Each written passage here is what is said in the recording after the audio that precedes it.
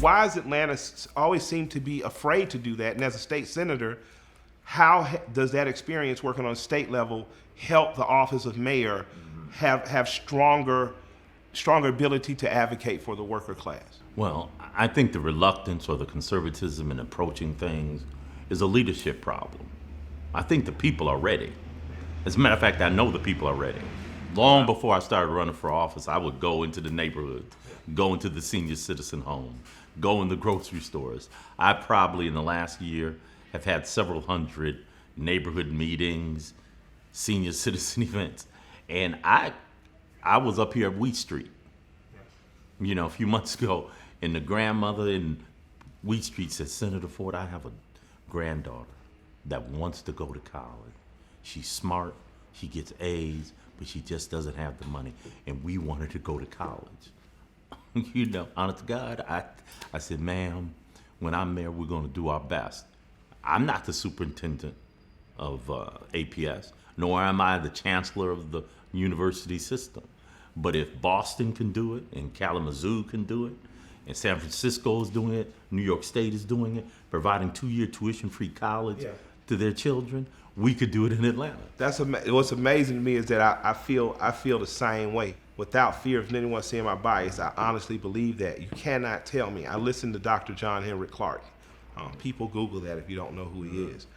But he says that what African Americans have truly lost as a result of forced bondage in this country in 100 years of Jim Crow was confidence.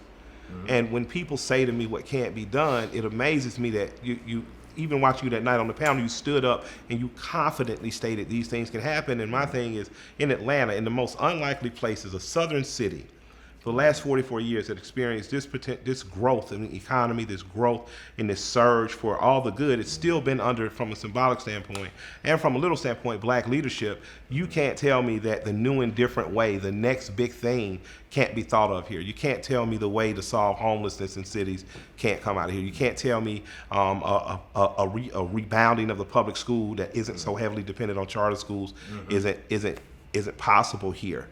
What gives you that confidence? Because I feel like other people, even people of power in this city, I feel like they've lost the confidence. I come out, I'm an activist myself, but I also have studied our movements, our people's movements, particularly in the black community. One thing about the civil rights movement, what they would do is they needed somebody to go register to vote in rural Mississippi. They drive them in the car, tell them to get out the car, and start registering people. It turned the car around and leave out. It wasn't no, I can't, or I don't think we can. It was about do it, even in the most dangerous of places. That's what we forget sometimes, that as a people, as black people, but also other people, whether it be people organizing unions, women's movement, they've always created their own reality, created a movement which lacked a word called can't. And won't happen. We've got to believe, that's why the Sanders movement was so important. Yeah. He made us believe that working people could fight for 15, that working people could fight for 2-year tuition-free college.